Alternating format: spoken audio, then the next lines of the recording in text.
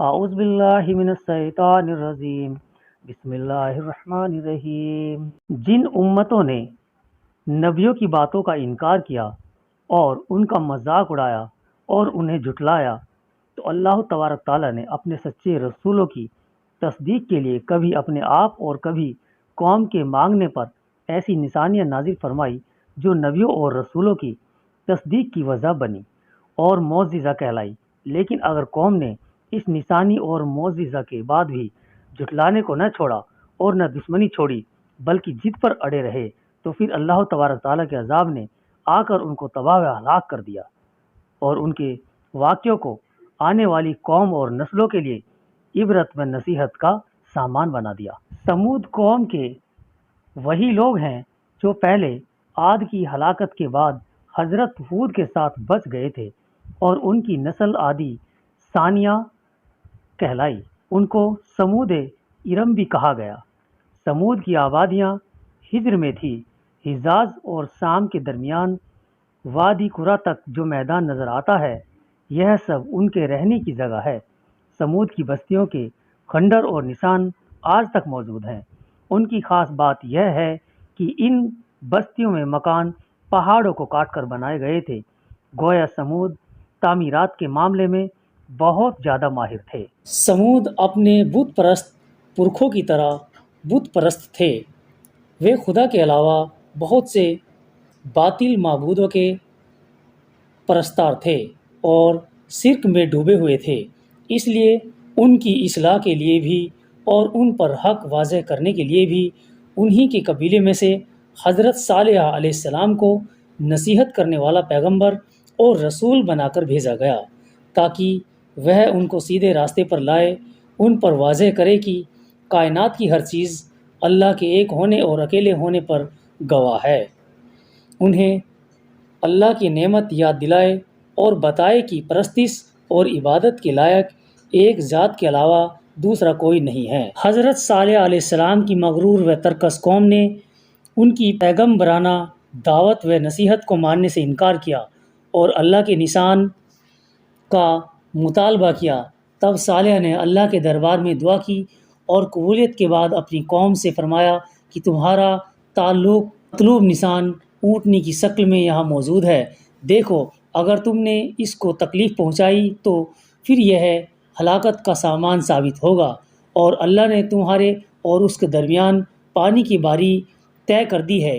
ایک دن تمہارا ہے اور ایک دن اس کا، اس لیے اس میں فرق نہ کریں۔ مگر سمود نے ان کو خدا کی ایک نشانی کی شکل میں طلب کیا، اس لیے اس کو موجود خصوصیت نے اس کو اللہ کی نشانی کا لقب دلایا۔ ساتھ ہی اس کو تمہارے لیے نشانی کہہ کر یہ بھی بتایا کہ یہ نشانی اپنے بھیتر خاص اہمیت رکھتی ہے۔ لیکن بدقسمت قوم سمود زیادہ دیر تک اس کو برداشت نہ کر سکا اور ایک دن سازش کر کے اونٹنی کو ہلاک کر ڈالا۔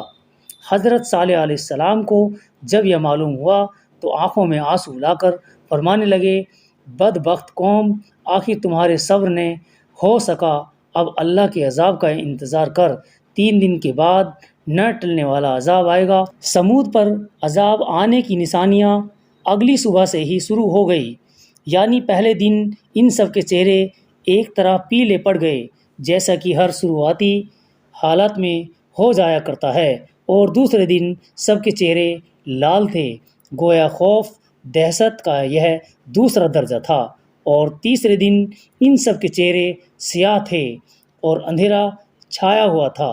یہ خوف و دہشت کا تیسرا درجہ ہے، جس کے بعد موت کا درجہ رہ جاتا ہے۔ بہرحال ان تینوں دن کے بعد وعدہ کیا گیا وقت آ پہنچا، اور رات کے وقت ایک خوفناک آواز نے ہر آدمی کو اسی حالت میں ہلاک کر ڈالا جس حالت میں وہ تھا۔ قرآن مجید نے ہلاک کر دینے والی آواز کو کسی جگہ صاعقہ، کسی جگہ طاغیہ اور کہیں صیحہ فرمایا ہے۔ ایک طرح سمود پر یہ عذاب آیا اور اس کی بستیوں کو تباہ و برباد کر کے سرکشوں کی سرکشی اور گھمنڈیوں کا انجام ظاہر ہوا۔ جبکہ دوسری اور حضرت صالح علیہ السلام اور ان کی پیروی کرنے والے مسلمانوں کو اللہ نے اپنی حفاظت میں لے لیا اور ان کو اس عذاب سے محفوظ رکھا۔ لیکن جو قوم اپنے نبی سے اس وعدے پر نشان طلب کرے کہ اگر ان کا مطلوب نشان ظاہر ہو گیا تو وہ ضرور ایمان لائیں گے، پھر وہ ایمان نہ لائے تو اس قوم کی ہلاکت یقینی ہو جاتی ہے۔